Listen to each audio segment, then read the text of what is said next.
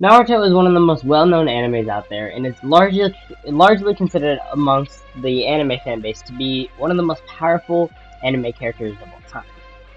Naruto is also considered to be a part of an anime group called the Big Three, which basically is the three most popular animes of the new generation. Or, I'm gonna say new generation, but you know what I mean. Now, the question I'm going to be answering in this series is, are these anime characters really as powerful as some people say they are? And I will, I will show you guys scales of where people scale them, and I will be contending to parts that I don't agree with, and just realistically scaling them where I think is most reliable to the character. Now, before I start, I would like to point out that some of the information I'm getting is from Karn Effects, so thanks to him for explaining some of these things that are going to be showcased during the scaling of this video. And in case you guys haven't noticed, this is going to be a series for the month of December where I will debunk certain animes and some of their metas that I think are overused or overweight. What will those other animes be? You won't know until you join my Discord server, because I will be giving you guys leaks to what the upcoming other anime standards are.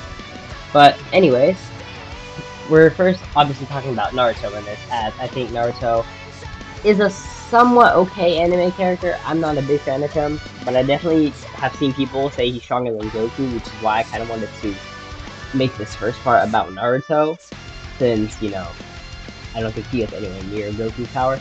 But anyways, let's go and jump into the video. So we're first going to start off with Naruto's cosmology. And Naruto's cosmology contains parallel dimensions, and these parallel dimensions are mostly created by Kaguya and Momoshiki. Now, Naruto's cosmology also contains 5 other spacetimes in the manga, as well as once something tore into Kaguya's dimension. The cosmology actually exceeded 16 space curvatures. Now, most people use the scales to a low multiversal cosmology that Naruto scales to as he defeats Kaguya and Momoshiki. Now, before I contend to all this, I'm going to talk about one more thing and then I'll contend. Naruto is also said to have necessary existence within his universe. This can be scaled to outer to high outer, as he would have the necessary existence to gain the power to do, you know, those specific levels and to reach those requirements. Now, those are the two main scales that I want to talk about in this video, and why I don't agree with them. Now, I'm going to first talk about the parallel dimensions, as I think that's the most important thing that I see people get wrong. For starters, the parallel dimensions that are created by both Kaguya and Momoshiki, or I should say Kaguya more importantly, aren't universally sized and don't have space-time continuums inside of them. So, them being a parallel dimension, you can't scale them to multiversal as they don't have space-time continuum. Now, Kaguya's dimension, her dimension is more like a mini solar system instead of an actual sized universe. As you know, we see planets, stars, things like that, all representing kind of like a mini solar system, right? Kind of like the one we have in our universe. Now, you can argue the dimension too universal, because I have seen maybe like 1 or 2 universal size statements, but you can argue it 4D, as Kaguya's dimension has time-space within her dimension. And the problem with this is that these aren't exactly grounded, meaning they're not the most reliable, but you can use them to instead. But Momoshiki's dimension, on the other hand, is a lot more grounded in 4-dimensional statements than Kaguya's dimension. Now, as Momoshiki's dimension is often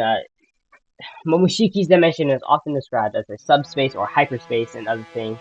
Now, I know Kaguya's is too, but Momoshiki, I think, is more powerful than Kaguya. Don't fact check me on that. But anyways, Momoshiki's dimension, since it's often referred to as a subspace or hyperspace, you could argue this 4D. Now, hyperspace and subspace don't always mean 4D, just because you have more than 3 dimensions. You would have to prove a qualitative superiority to it.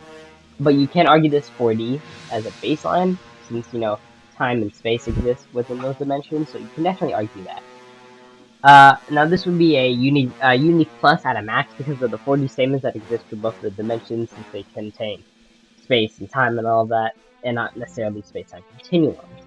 Now, the 16 space curvatures don't really scale anywhere, for one, and it never will.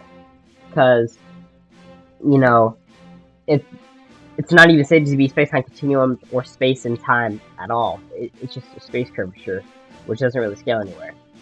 And last I checked, someone just affected the parallel dimension and it created that.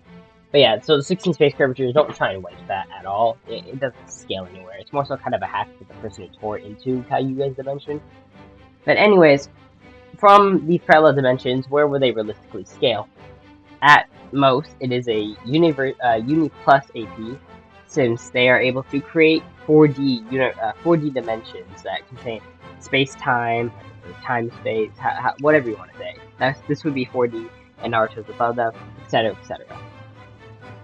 Now, consistently, I would say this is around star to solar system, but I have seen most people scale Naruto at a consistent level of star, which is pretty reasonable, since, being above these dimensions that contain a bunch of stars, yeah, this seems, star level seems like a fair mid-end.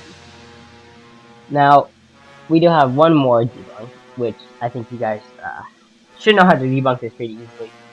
Necessary existence, for one, scales nowhere, and two, it really just, it would just kind of scale Naruto to what's just within the verse. Like, it's not even applicable in a, what's it called? A cross verse. So, this necessary existence thing doesn't really scale anywhere at all. And if I see any of you ever try and wink it above anything mentioned in this video, I will hunt you down. Now, this video is kind of short, since these are kind of just the main points I want to talk about Naruto. Didn't want to keep it too long, but I do want to say, part 2, the next anime verse that will be getting slandered, I will not reveal on YouTube, but if you go on my Discord server, which I will leave it linked in the description, I will post a teaser for the next anime to be slandered. Also, if you guys have any requests for animes you want me to debunk or contend to some certain field, just join my Discord and let me know, or just comment. Either is fine. Thank you guys so much for watching, and I will see you guys in the next video. See ya.